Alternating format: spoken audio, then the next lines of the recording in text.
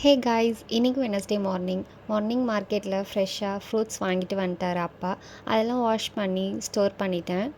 Summer start ஆகிடுச்சு. So நம்ம பாடியை ஹைட்ரேட்டடாக வச்சுக்கணும். ஃப்ரூட்ஸ் அண்ட் 1 ஹவர்க்கு ஒன்ஸ் வாட்டர் கன்சியூம் பண்ணுறது ரொம்பவே நல்லது. ஸோ 2 டேஸ்க்கு ஒன்ஸ் காஃபி ஆர் டீக்கு பதிலாக ஆம்லா ஜூஸ் இல்லைனா ஜிஞ்சர் லெமன் இன்க்ளூட் பண்ணி ஒரு ஜூஸ் பண்ணுவாங்க அம்மா.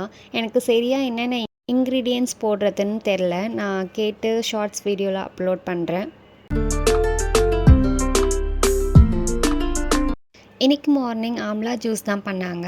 கூட ginger and lemon salt mix பண்ணி இன்றைக்கி என் டே இதில் தான் ஸ்டார்ட் ஆச்சு.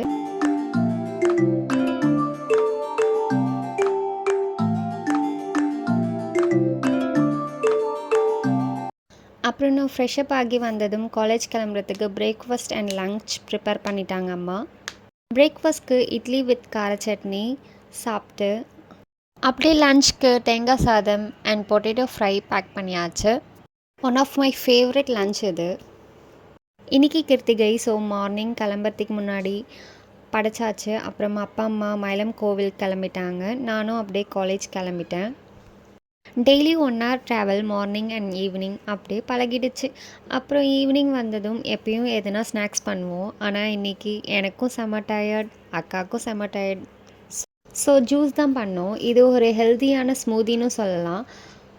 ஜஸ்ட் கொஞ்சம் வாட்டர்மெலன் கட் பண்ணிவிட்டு சோக் பண்ணி வச்ச நட்ஸ் அண்ட் ஃப்ரூட்ஸ் சேர்த்து லாஸ்ட்டாக பாதாம் பிசின் ஆட் பண்ணியாச்சு.